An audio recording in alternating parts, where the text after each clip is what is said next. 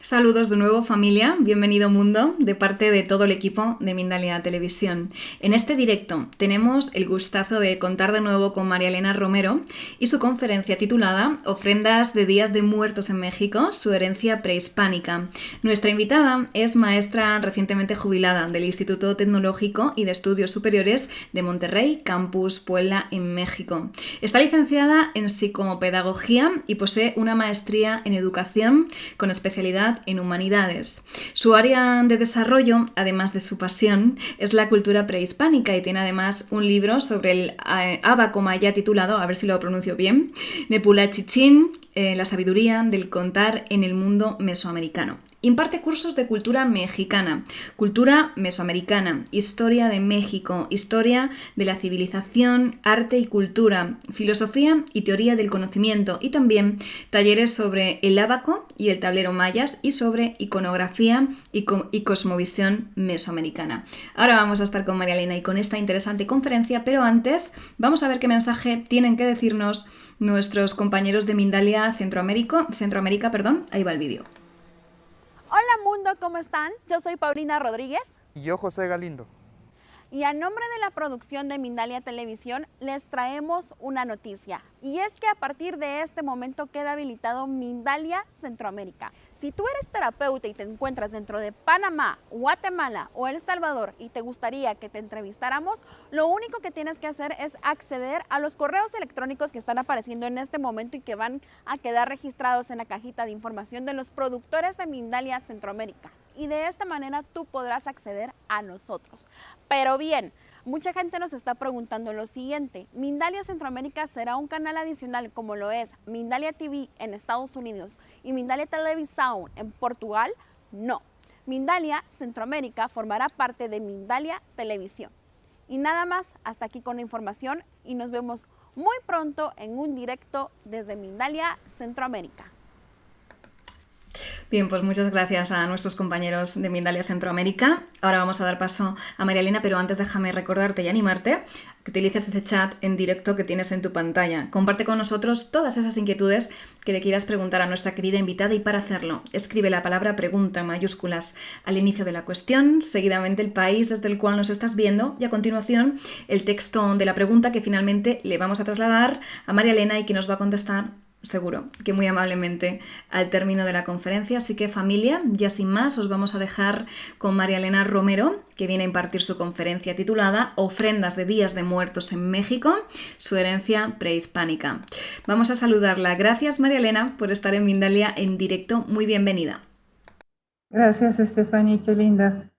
Pues bien, este es uno de los temas realmente más profundos de nuestra cultura. Las ofrendas de Días de Muertos son una tradición casi en un 80% prehispánico. Entonces, si me ayudas con la siguiente, por favor, Stephanie. Ok. Bueno, esta figura ya la habíamos visto en otra ocasión. Es la Coatlicue, es la madre tierra. Y antes que nada quiero hacer una aclaración que esta celebración en México es una fiesta de cosecha. Originalmente es la época en la que se están agradeciendo los frutos de la madre tierra y también, por ende, el honrar a nuestros antepasados. Quiero que vean la escultura y se den cuenta que tiene una falda llena de serpientes. La serpiente en Mesoamérica tiene una connotación de fertilidad. Tiene un don la serpiente que año con año cambia su piel. Igual que la madre tierra, año con año cambia la piel. Es decir, en el invierno tira la piel antigua y en la primavera le nace nueva piel. Sin embargo, en su vientre tiene un cráneo, que obviamente es símbolo de la muerte. Pues ¿a dónde vamos cuando morimos? Al útero de la madre tierra. Todas las plantas, los animales, nosotros mismos, regresamos al útero de la madre tierra. De tal manera que la madre tierra se nutre de la muerte, pero nos regresa vida. Ese es el significado profundo. Entonces, si pasamos a la que sigue, por favor. Bien, Para entender un poquito del mundo prehispánico, hay que saber que hay 4 regiones míticas, al norte, sur, este, oeste, y los muertos, dependiendo de cómo morían, van a una de estas regiones. Entonces, bueno, reserva que ahorita vayamos viendo una por una. Al este está el Tlalocan, al oeste el Cihuatlampa, al sur hay 2 regiones, una que se llama Huitztlampa y el Chichihuacuauco, y al norte el Mictlán. ¿Me puedes pasar la que sigue, por favor? Bien, entonces empecemos por el este. El este es el Tlalocan, y su nombre lo está diciendo, es el lugar donde habita Tlaloc. Tlaloc es el dios de la lluvia. Entonces, cualquier persona que moría asociada a un fenómeno del agua, digamos ahogada o que le caiga un rayo o algo por el estilo, se consideraba que Tlaloc, el dios de la lluvia lo estaba llamando. Aquí en la parte de este mural precioso, que es un mural que se encuentra en Teotihuacán, está el Tlalocan. Y como ustedes pueden ver, hay personas que están echándose clavados y nadando, jugando la pelota, cantando, como que es un lugar de abundancia y es como una especie de paraíso terrenal. Entonces, ahí van las personas que mueren por algo relacionado al agua. ¿Me pasas la que sigue, por favor?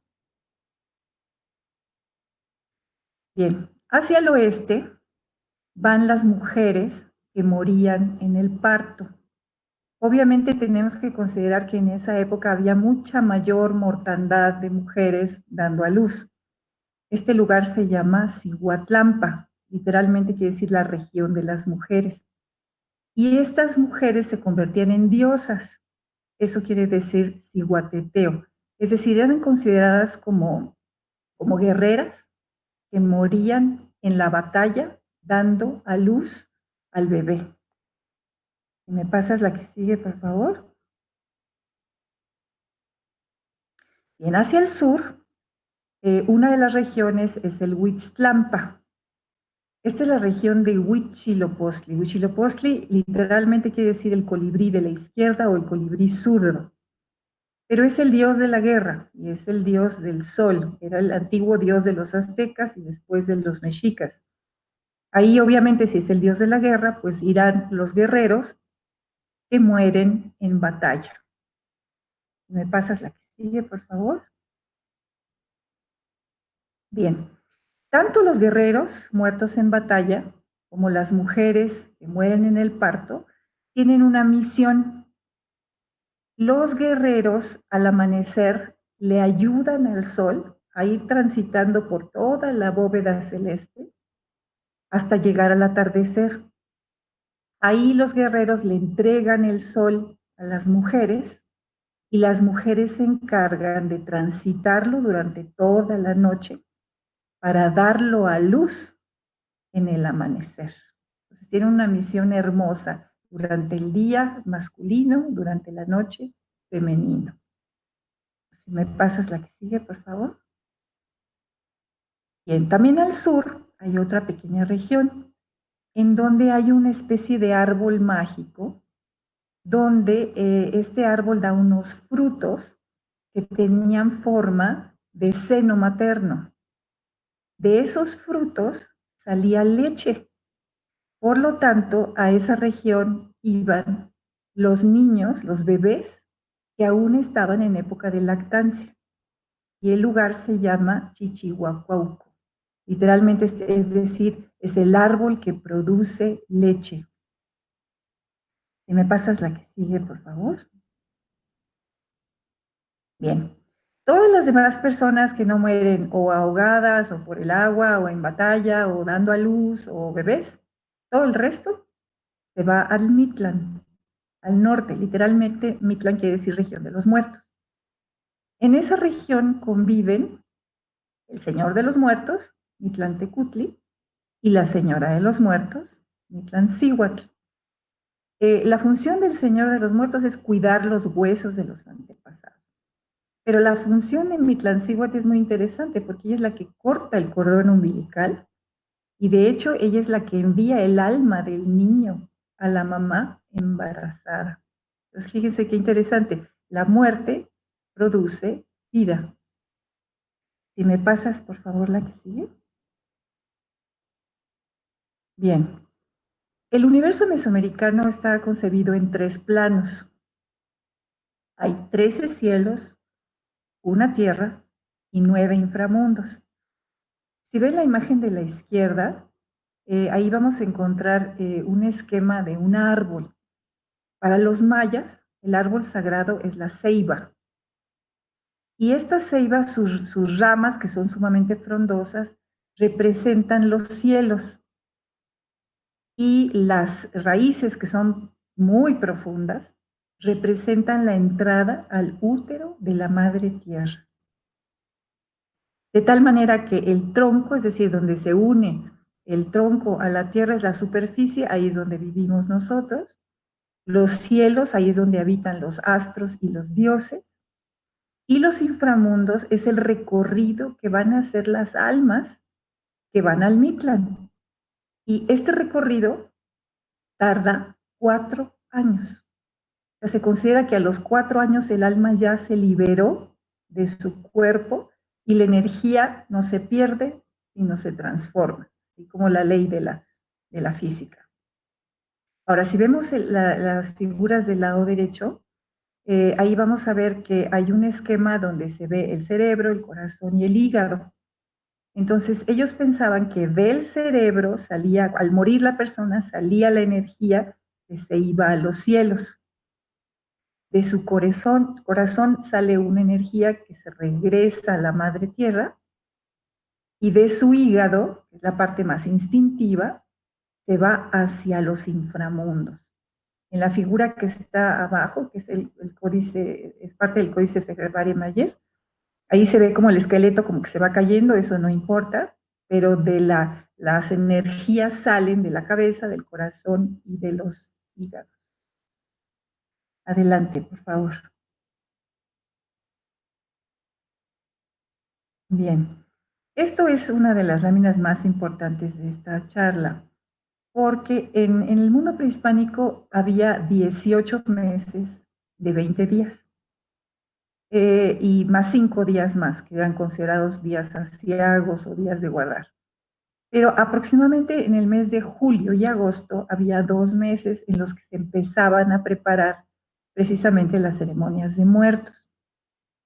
Se celebraba durante todo el mes, o sea, imagínense, 20 días de preparación y 20 días de celebración, no era un día, ni 2, ni 5. Este mes en particular, el anterior a este, que era en julio, los hombres de la comunidad iban al bosque más cercano, elegían un árbol, este árbol durante toda la noche le velaban, le hacían oración, le pedían permiso, le pedían perdón, los hombres iban en ayuno, en abstinencia, y en la mañana siguiente se cortaba el árbol. Esto se parece mucho a una danza que todavía se lleva a cabo en la zona de Veracruz y Puebla, que se llama la danza de los voladores, en la que igual van a al bosque, cortan el árbol, y entonces en la época prehispánica, este árbol, en el mes de julio, después de regresar del bosque, lo ponían enfrente del teocalli, enfrente del templo. Ahí se quedaba 20 días.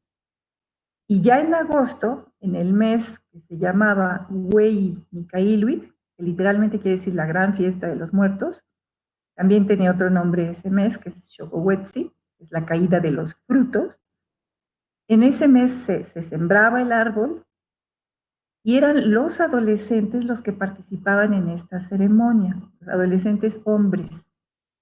Hacían, como ven aquí, esto es parte del códice borbónico, en el que están danzando alrededor los jóvenes. Ese árbol, digamos, el palo se pulía muy bien y se recubría como de manteca animal o como de cebo, como una especie de palo encebado, y obviamente era una ceremonia pues de risa, porque pues cada uno iba intentando a ver si se podía subir. El que podía lograr alcanzar esa parte donde se hace una cruz pues ya llegaba y arriba había ofrendas y regalos, sobre todo de pasta de amaranto, donde hacían figuras de dioses.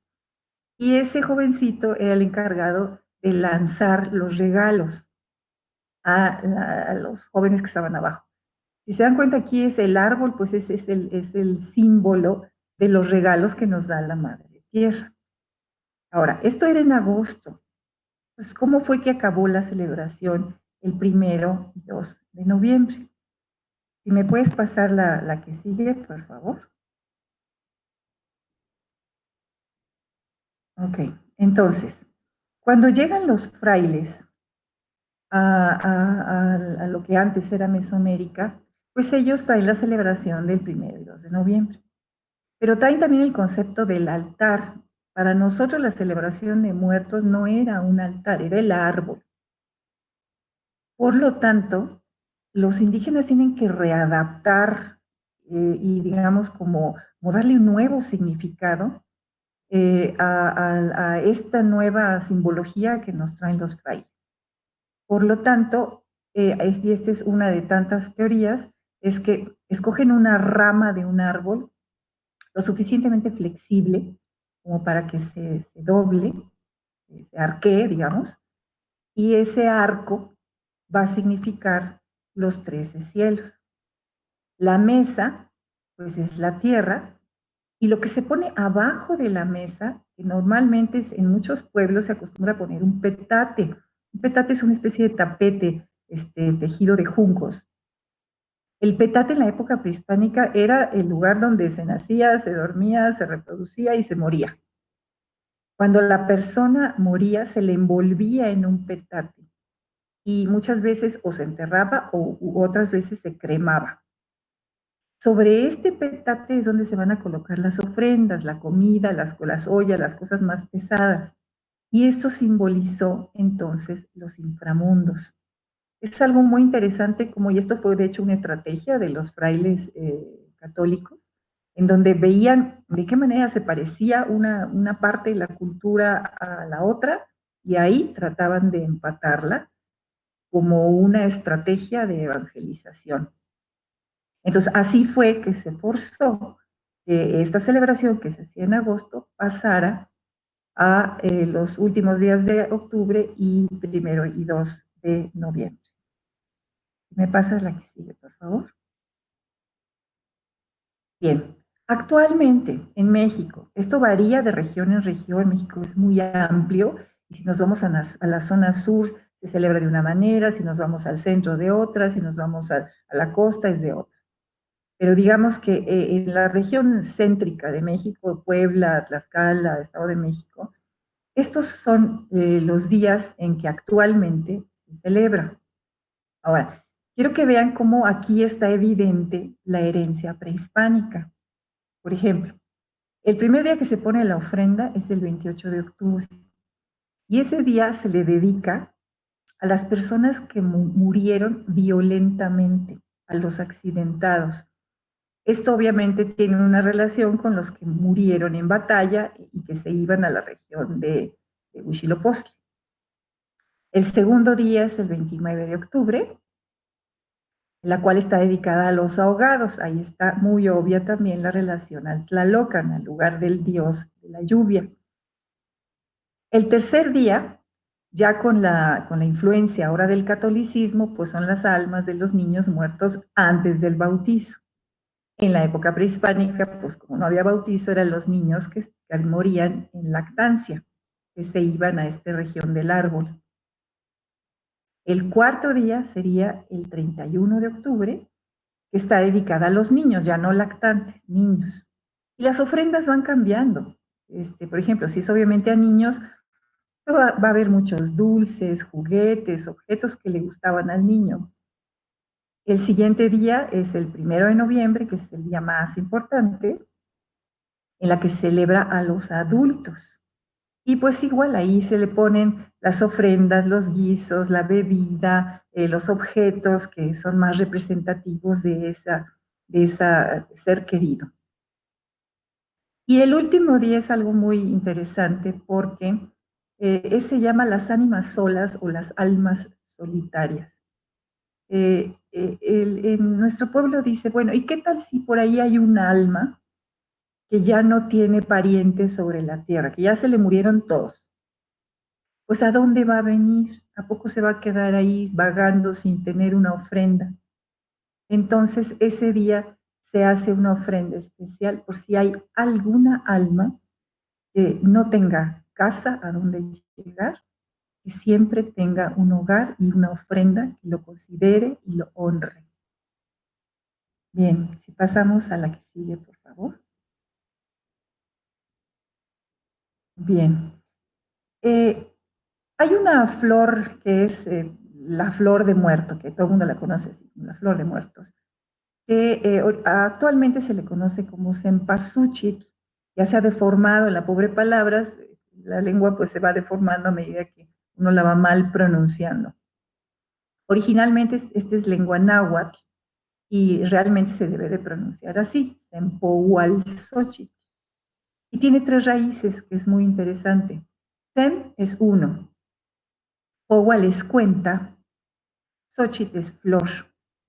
De tal manera que si juntamos las 3 raíces, está diciendo la flor de una cuenta concluida.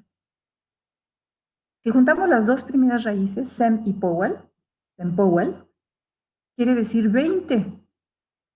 Pero el ser humano tiene un valor de 20. Como ustedes saben, nuestros pueblos usaban sistema vigesimal. Y el sistema vigesimal es porque tenemos 20 dedos.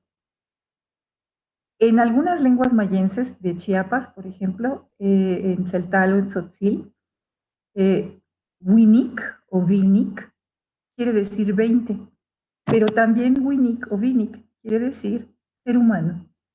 Entonces, si se dan cuenta aquí, el significado es la flor de una cuenta, la vida del ser humano, que ya concluyó. Ese es el significado. Ahora, a la derecha vemos una pequeña imagen muy linda en la que se acostumbra aquí en que no nada más se pone la flor sobre el altar o sobre las tumbas, sino se hace un caminito de pétalos de Cempoalxochitl que va desde la entrada de la casa hasta el altar. Es como una especie de pista de aterrizaje así para las almas que sepan por dónde ir y dónde está su ofrenda. Bien, si vamos a la que sigue, por favor.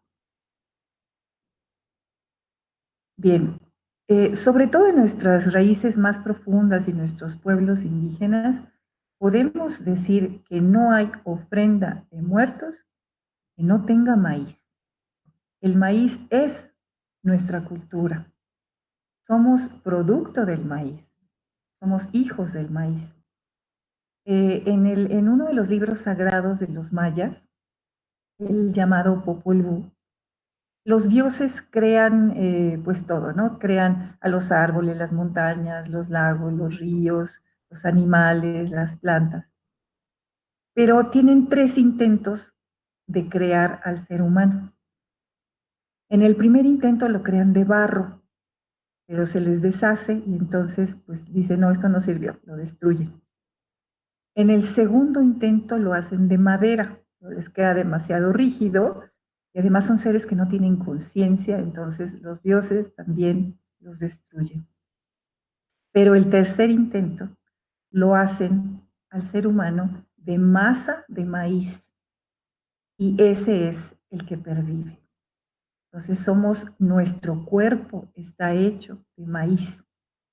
Si vemos la figura que está en la parte inferior derecha, este es un mural que está en Cacastla, acá muy cerca del estado de Tlaxcala, en el centro de México.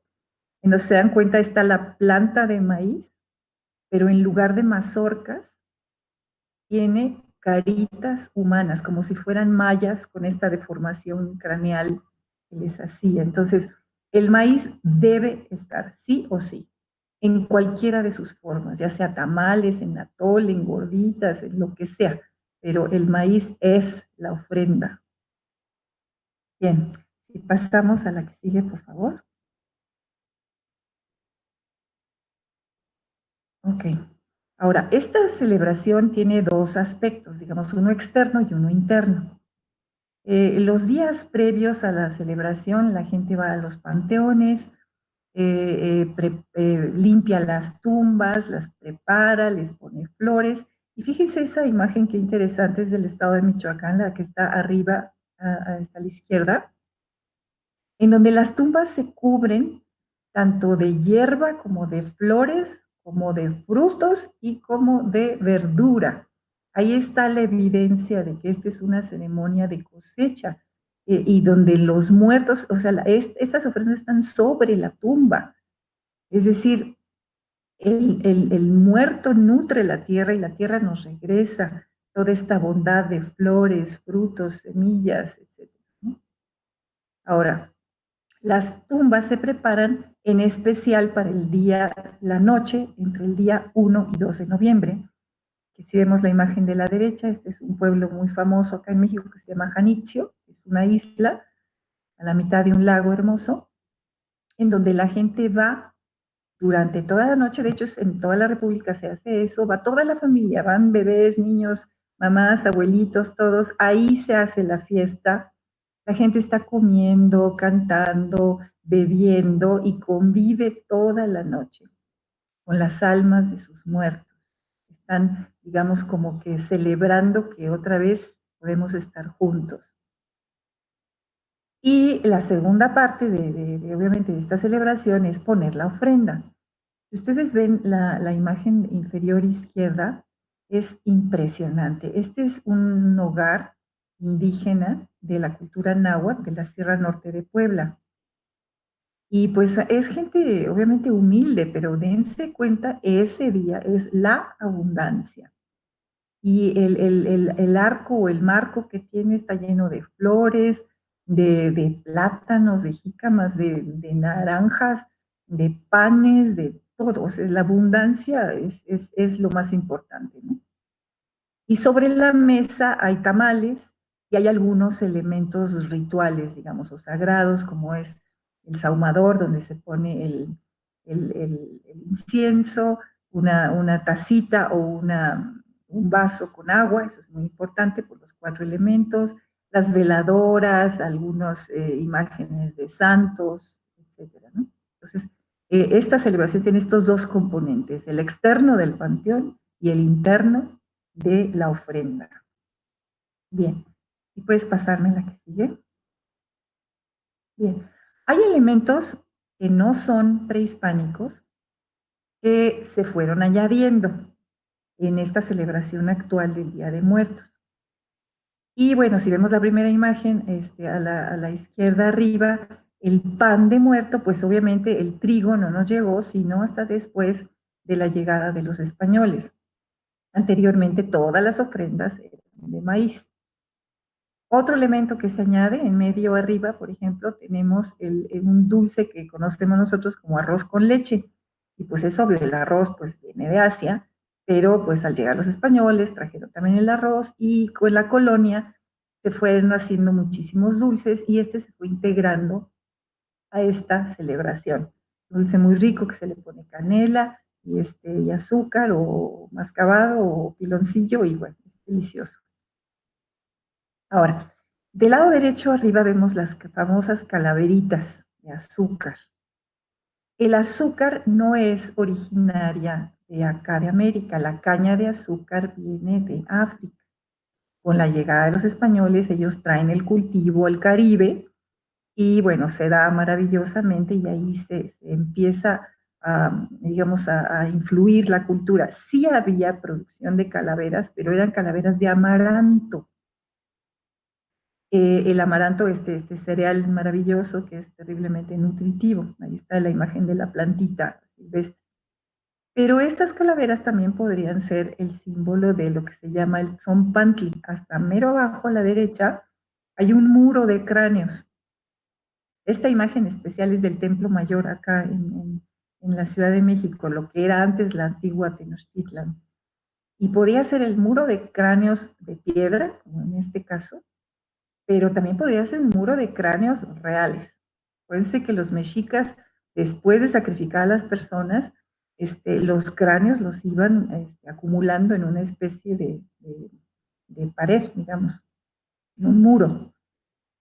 Ahora, en medio, abajo, encontramos esta figura tan famosa que se añadió a nuestra cultura y a nuestra celebración, que es la Catrina. Esto se añade hasta principios del siglo XIX, en la época de don Porfirio Díaz, que fue un dictador tremendo, que duró 30 años en el poder. Había periodistas y caricaturistas que lo criticaban, y entonces uno de ellos, muy famoso, José Guadalupe Posada, empieza a hacer caricaturas burlándose de los personajes políticos. Pero luego ya empieza a reproducir a todo el pueblo con calaveritas. Y este es su personaje más famoso. Catrina era digamos, la señora así de la aristocracia, ¿no? Y esto lo une a poemas, refranes. A estos refranes se les llama calaveritas, en donde era un versito que criticaba a la persona de una forma chusca y podía seguir haciendo crítica política sin que los metieran a la cárcel. Este elemento se unió a nuestra cultura y ahora podemos decir que casi es parte del emblema del Día de Muertos, ¿no? Y bueno, el último elemento, uno más, evidentemente hay muchos más, pero fue la calabaza de Castilla, pues su nombre lo está diciendo, de Castilla. Este fruto no viene de nuestro pueblo, pero se adaptó preciosamente a la tierra, y podemos decir que la celebración de Día de Muertos en México es casi obligatorio que haya dulce de calabaza. En fin, bueno, si pasamos a la siguiente, por favor. Bueno, este es un poco ya para ir cerrando, para ver entonces en conclusión qué es esto. Primero que nada, es una fiesta de cosecha en la que se celebra y se le da gracias a la Madre Tierra por los frutos que nos da durante el año y el alimento que nos brinda, en donde evidentemente el principal alimento para nosotros es el maíz. Ahora, quiero que se den cuenta que encima de esta escultura le puse la imagen de la Virgen de Guadalupe, porque ese es otro sincretismo que se hizo en nuestro país.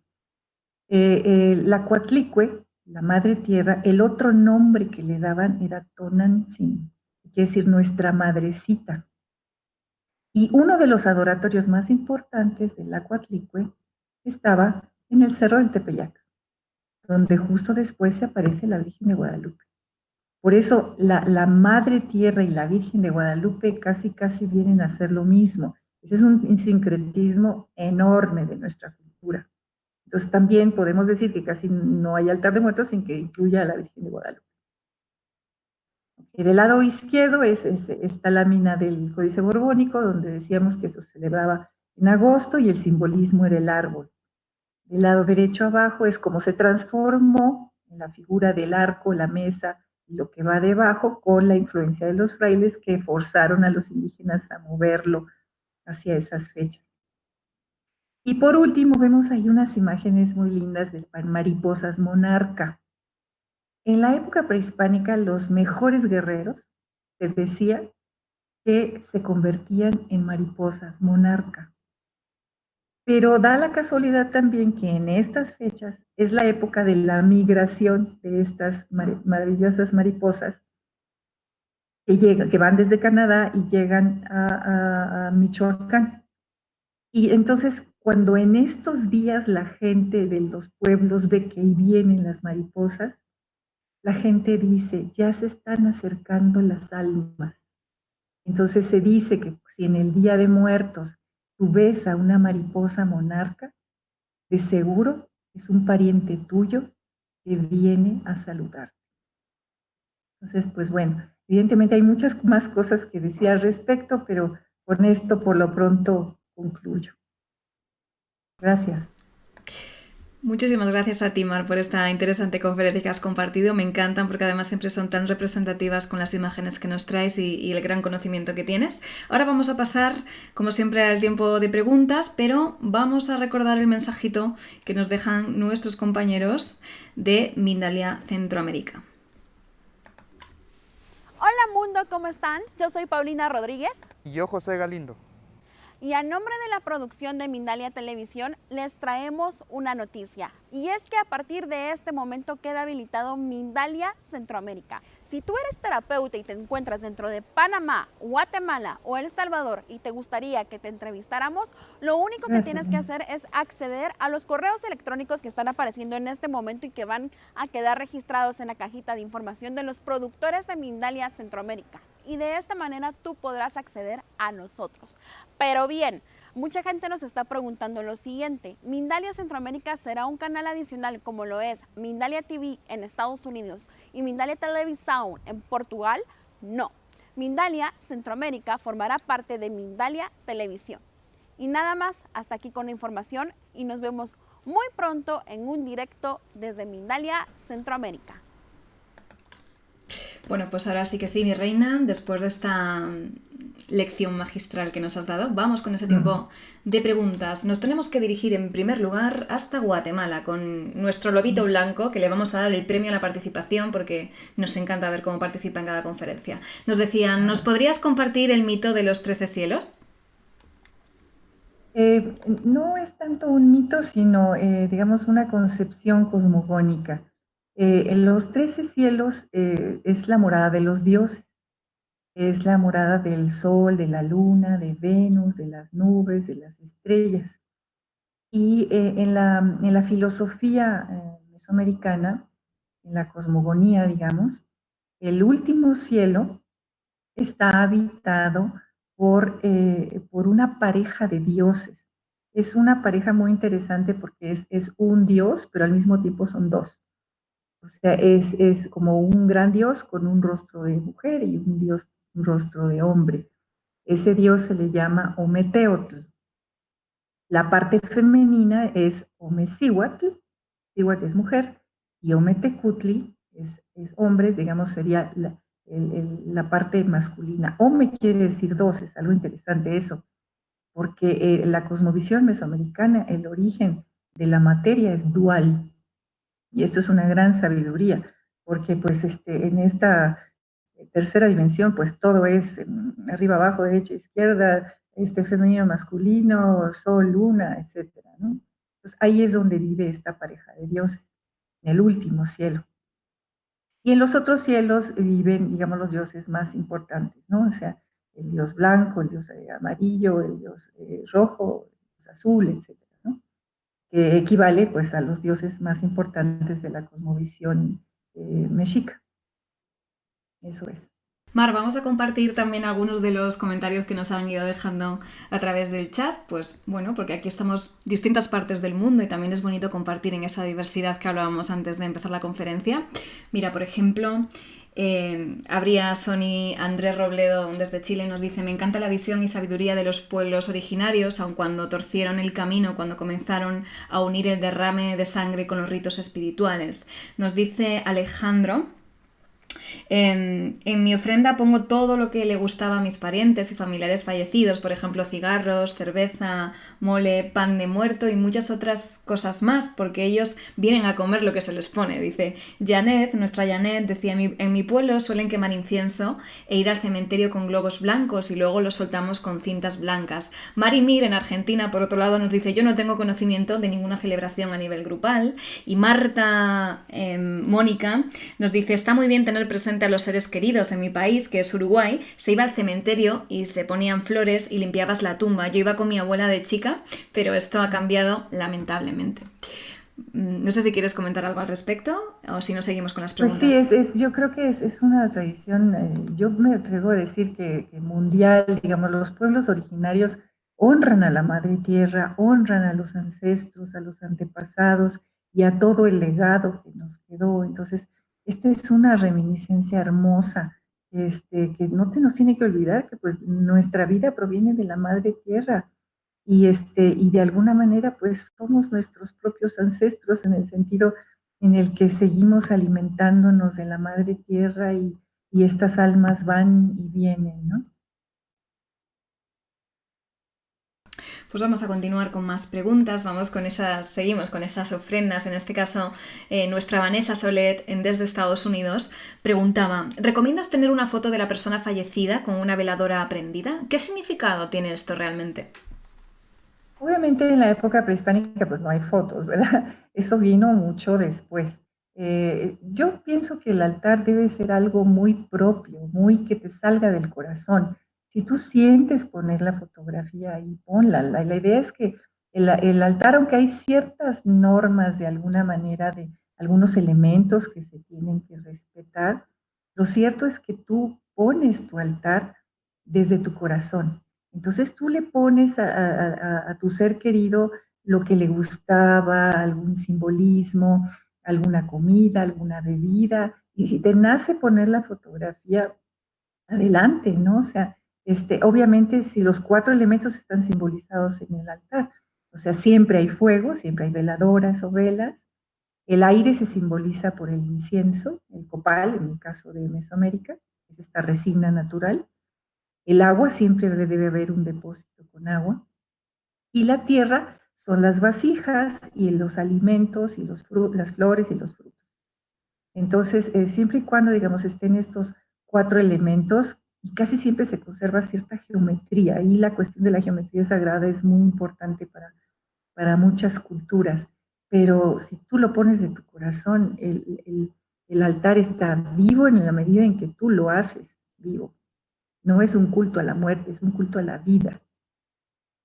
Hablando de esa vida y ese colorido, se comentaba antes por aquí por el chat, Mar, la peli de Coco, que también antes tú y Así yo es. lo hemos comentado, ¿no? Esa visión de la muerte desde un punto de vista súper alegre, de felicidad, de festejo, y no quizá esa visión más tétrica y más lúgubre, uy, que no me sale la palabra, lúgubre, ahí estamos, que tenemos aquí, ¿no? Por ejemplo, esa manera, ese luto que todavía pesa de la antigüedad, en la peli se refleja y además tú dices que es como muy, muy real, ¿no? Que es como realmente en México se acompaña a los muertos, ¿es así?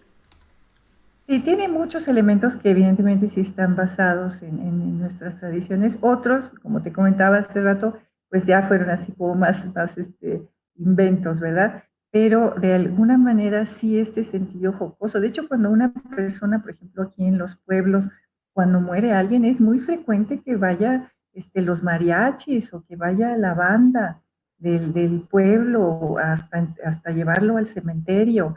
Hay mucha gente que pide que por favor le lleven mariachis y que le lleven alegría, pues que no se quiere ir de una manera triste.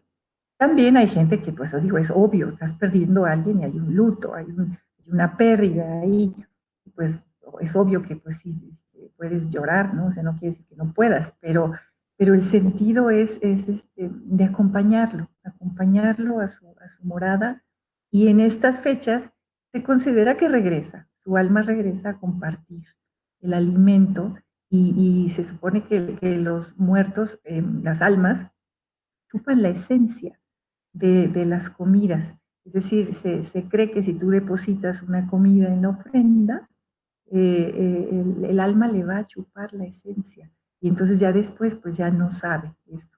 Algo también interesante es que en los pueblos esto sirve de cohesión social, porque por ejemplo yo pongo mi altar y pongo muchísimas más cosas, muchos tamales y atole y demás, ¿no? Pero los niños se mandan, por ejemplo, a visitar a sus tíos, a sus abuelitos, a sus padrinos, y el niño le lleva la ofrenda al tío o al abuelito, pero yo no puedo comer de mi ofrenda. En los pueblos así se acostumbra. Para que yo coma, yo necesito que alguien me comparta de su ofrenda. Entonces, yo veo por ti, tú ves por mí. Entonces, también esto tiene una función de cohesión social en nuestros pueblos. Has dicho antes, yo le pongo al altar y lo voy a hilar con la pregunta que nos deja desde México Jessie, que dice qué elementos consideras que sean necesarios en el altar, aunque también has dicho que tampoco es tan necesario cuando hay un trasfondo de recuerdo, ¿no? Pero bueno, ¿qué le Sí, pones tú? bueno, hay ciertos elementos que son básicos.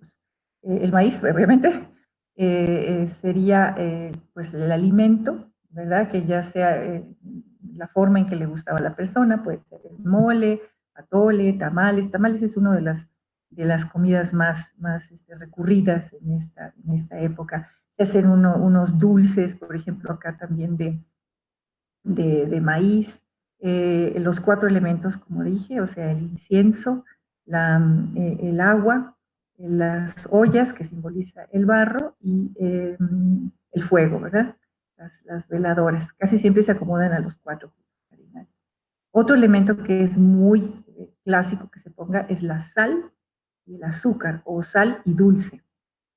En esta idea de los contrastes, y también la sal, como la sal de la tierra, la sal de la conservación, la sal de la vida. Y el elemento dulce, pues es el contraste, que es la dulzura pues de la vida, ¿no? Del placer de vivir. Otro de los elementos que también se repite, o más bien tiene que estar ahí, son las flores, ¿verdad? Hay otra flor junto a la flor de Cempasúchil, que acá le decimos terciopelo, que es una flor roja preciosa que se va combinando. Hay otras flores que también se mezclan, pero pues es obvio, ¿no? Las flores. Eh, si a la persona le gustaba determinado tipo de cosas, por ejemplo el café, pues se le pone ahí un poquito de café, o el chile, o un guiso en especial, pero digamos que esos son fundamentalmente los elementos que se van a repetir una y otra vez. Muy bien, continuamos con Martita Morán desde España. Vamos a ese repaso por la historia. Decía, antes de la llegada del cristianismo, los sacerdotes, más allá de los festejos del pueblo, ¿cómo lo conmemoraban? Bueno, el concepto de vida y muerte en Mesoamérica es muy distinto, muy distinto al de otros pueblos. También por eso, pues yo entiendo que para nuestra civilización actual el contemplar los sacrificios pues sea una cosa aberrante, pero bueno, en todo el mundo ha habido sacrificios, ¿no? Pero el sentido de la muerte es otro. Por ejemplo, si un guerrero muere en batalla, su alma se va a integrar al alma del sol, a la energía del sol y a la energía del dios de la guerra. Si alguien, por ejemplo, hace una ofrenda al dios Tlaloc, su energía se reintegra a Tlaloc. Entonces, digamos, es un sentido muy distinto de la muerte. Y por eso, a veces cosas que no podemos entender, como estos sacrificios, incluso a veces de niños, en donde si se está entregando la vida para alimentar a la vida, pues entonces ya se entiende con otra perspectiva, ¿no? La vida y muerte en Mesoamérica son 2 caras de una misma moneda. O sea, la vida alimenta a la muerte alimenta a la vida. No hay separación alguna, ¿no? Entonces no hay este asunto de que ahí se acabó todo, no, aquí la energía sigue y tú te reintegras simplemente a la naturaleza, a la tierra, al aire, al fuego, al agua. Ese es más que nada el significado. Muy bien, Néstor Jesús Fernández desde México nos preguntaba, ¿qué representan los alebrijes? ¿Son acompañantes o es nuestra esencia representada? No, eso en la película, la verdad, se lo sacaron de la manga. No, nada que ver. Nada que ver. Los alebrijes es parte de una artesanía popular mexicana, pero ya muy reciente, muy reciente. Ahí pues lo metieron de plano de contrabando, nada que ver. Eso sí, de alguna manera, pues, digamos, los mexicanos decimos, a ver, no tenían que haber metido eso porque la gente se queda con la idea de que son así como los protectores o los tótems. No, no, nada que ver con esto. Sí hay un sentido en la época prehispánica de lo que se llaman los nahuales, que son como los protectores animales, o, por ejemplo, cada persona cuando nacía se le llevaba al sacerdote, ese sacerdote veía en el códice los 20 símbolos del calendario, que es un calendario basado en Venus, y muchos de ellos son animales, entonces de alguna manera es como tu animal protector, o como tu animal, los dones, digamos, si tú fueras un animal, tendrías esos dones. En muchos pueblos, por ejemplo, cuando un bebé nace, alrededor de la casa donde nace el niñito, se pone un círculo de ceniza y se espera a ver cuáles son las huellas que aparecen primero, porque ellos dicen la energía del bebé va a jalar a la misma energía de un animalito porque están vibrando en la misma frecuencia.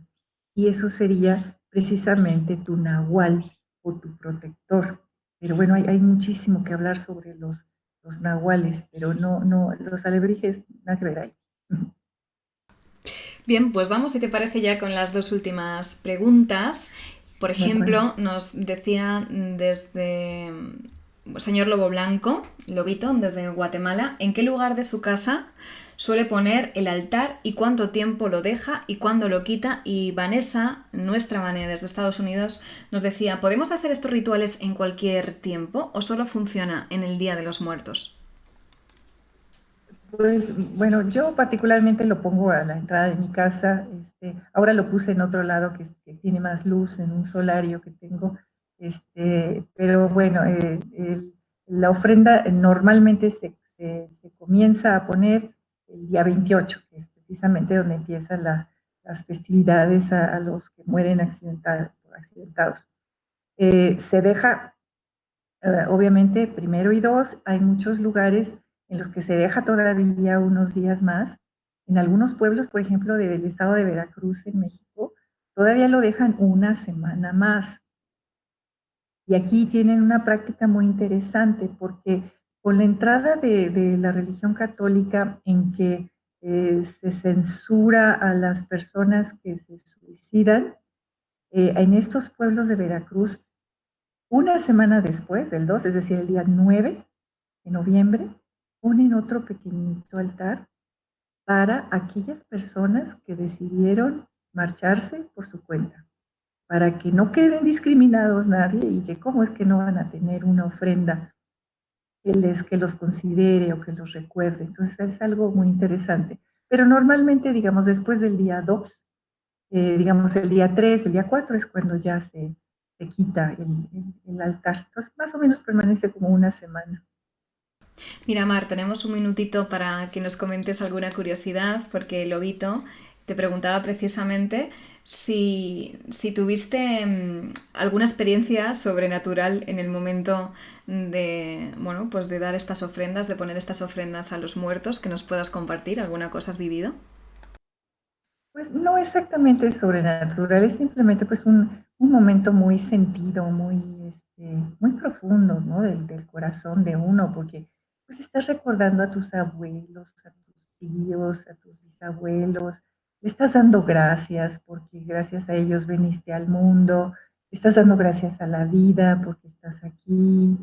Digamos como que es el momento de poner el altar aunque sí a veces significa bastante trabajo, depende qué tan grande lo pongas, pero sí es un momento, digamos, profundamente sentido de manera emocional, psicológica, espiritual, ¿no? Creas o no creas, o no tengas alguna religión, pues es un momento de honrar a tus antepasados y decirle gracias porque yo estoy aquí y gracias Madre Tierra porque me alimenta.